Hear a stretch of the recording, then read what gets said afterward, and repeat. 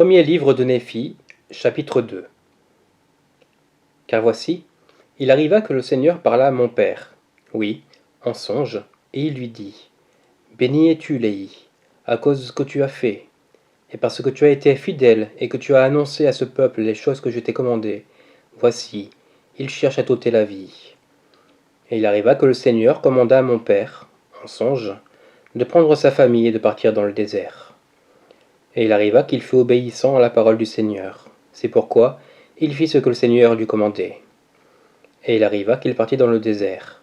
Et il quitta sa maison, et le pays de son héritage, et son or, et son argent, et ses choses précieuses, et ne prit rien d'autre avec lui que sa famille, et des provisions, et des tentes, et partit dans le désert. Et il descendit jusqu'aux régions frontières, près du rivage de la mer Rouge. Et il voyagea dans le désert, dans les régions frontières qui sont plus proches de la mer Rouge. Et il voyagea dans le désert avec sa famille, qui se composait de ma mère, Saria, et de mes frères aînés, qui étaient Laman, Lémuel et Sam. Et il arriva que lorsqu'il eut voyagé 3 jours dans le désert, il dressa sa tente dans une vallée au bord d'une rivière d'eau. Et il arriva qu'il construisit un autel de pierre, et fit une offrande au Seigneur, et rendit grâce au Seigneur notre Dieu. Et il arriva qu'il donna à la rivière le nom de Laman, et elle se déversait dans la mer Rouge, et la vallée était dans la région frontière, près de son embouchure. Et lorsque mon père vit que les eaux de la rivière se déversaient dans la source de la mer Rouge, il parla à Laman, disant, « Oh, si tu pouvais être semblable à cette rivière, coulant continuellement jusque dans la source de toute justice. » Et il dit aussi à Lémuel, « Oh, si tu pouvais être semblable à cette vallée, ferme et constant, et immuable à garder les commandements de Dieu. » Or, il disait cela à cause de la roideur de cou de Laman et de Lémuel. Car voici, ils murmuraient en beaucoup de choses contre leur père, parce que c'était un visionnaire, et qu'il les avait emmenés du pays de Jérusalem pour quitter le pays de leur héritage, et leur or, et leur argent, et leurs choses précieuses, pour périr dans le désert. Et cela, disait-il, il l'avait fait à cause des folles imaginations de son cœur. Et c'est ainsi que Laman et Lémuel, les aînés, murmuraient contre leur père. Et ils murmuraient parce qu'ils ne connaissaient pas la manière d'agir du Dieu qui les avait créés.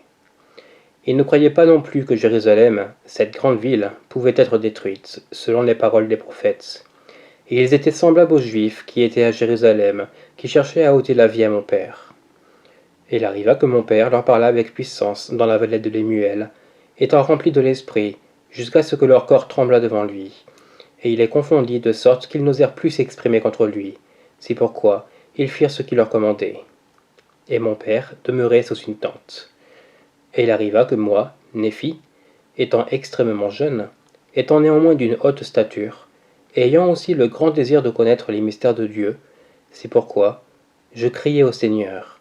Et voici, il me visita et adoucit mon cœur, de sorte que je crus toutes les paroles qui avaient été dites par mon père. C'est pourquoi je ne me rebellai pas contre lui comme mes frères. Et je parlais à Sam, lui faisant connaître les choses que le Seigneur m'avait manifestées par son Esprit Saint, et il arriva qu'ils crurent mes paroles. Mais voici, Laman et Lémuel ne voulurent pas écouter mes paroles, et, peiné dans l'endurcissement de leur cœur, je criai au Seigneur pour eux. Et il arriva que le Seigneur me parla, disant, « Béni es-tu, Néphi, à cause de ta foi, car tu m'as recherché diligemment, avec humilité de cœur. Et si vous gardez mes commandements, vous prospérerez et serez conduits à une terre de promission.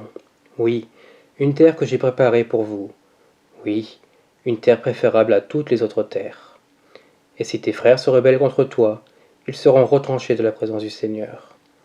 Et si tu gardes mes commandements, tu seras fait gouverneur et instructeur de tes frères. Car voici, le jour où ils se rebelleront contre moi, je les maudirai, oui, d'une grande malédiction, et ils n'auront aucun pouvoir sur ta postérité, sauf si elle se rebelle aussi contre moi. Et si elle se rebelle contre moi, ils seront un fléau pour ta postérité, pour l'aiguillonner sur la voie du souvenir. »